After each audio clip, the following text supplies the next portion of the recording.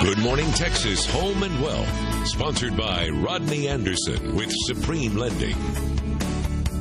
Today is Veterans Day, a day set aside to honor the men and women who have served in the U.S. Armed Forces. And what better way to honor our veterans than to make sure that they are taken care of financially? GMT's money expert Rodney Anderson is here this morning to talk to us about VA loans. Good morning. Good morning, Shannon. Okay, let's start at the beginning. Tell us who is qualified for a VA loan. Well, let me say this first. VA loans are so popular now. In the old days, it was maybe 1% of all mortgage originations. Now, nationwide, it's up to 13%, but it's normally about 20% of our business, so they're really popular. Who would be eligible? Number one, you must have served 4 years in the military of consecutive active duty. You have to otherwise serve 6 years as a military reservist.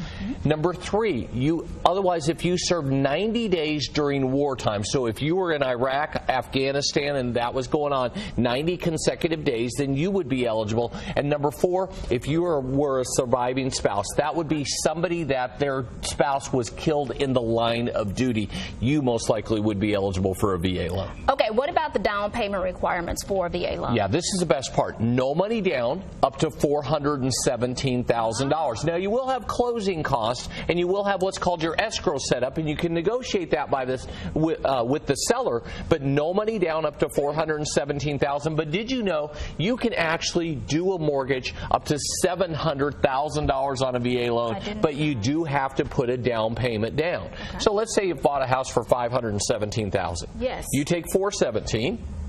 So that's $100,000 difference. You have to put 25% down, so you would have to put $25,000 down, and it's a lot cheaper than doing one of the big loans like a 10 or 20% down payment. Great loans. What about credit scores? That's always a big one. Are there requirements for a VA loan? Yeah, our requirements state that you have to have a credit score of at least 620. On a VA loan, it's important to know you still have to qualify based on good to excellent credit, based on your income, based on your assets. So just because you serve doesn't mean that you automatically get a VA loan. You do have to financially qualify for it. Now, talk a little bit about the additional benefits of doing a VA loan versus a traditional loan. Well, we never want our disabled veterans. I mean, we never want that to happen. But if you have at least 10% or more of disability, you never have what's called a VA funding fee. The VA does not have monthly mortgage insurance. They do not have PMI. They have a one-time fee that is rolled into the loan normally.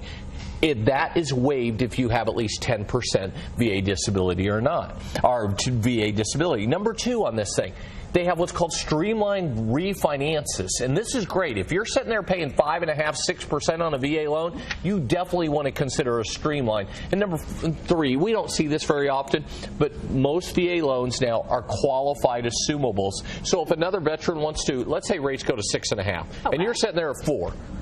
And another VA or another military veteran wants to assume your loan. They have to qualify, but they can assume your loan at your interest rate for your remaining term. And they could come up, and if you want money down, they'd have to pay that as well. Very, very good information for all veterans out there. And for more information about VA loans, call Rodney at 1-800-EXPRESS or log on to rodneyanderson.com.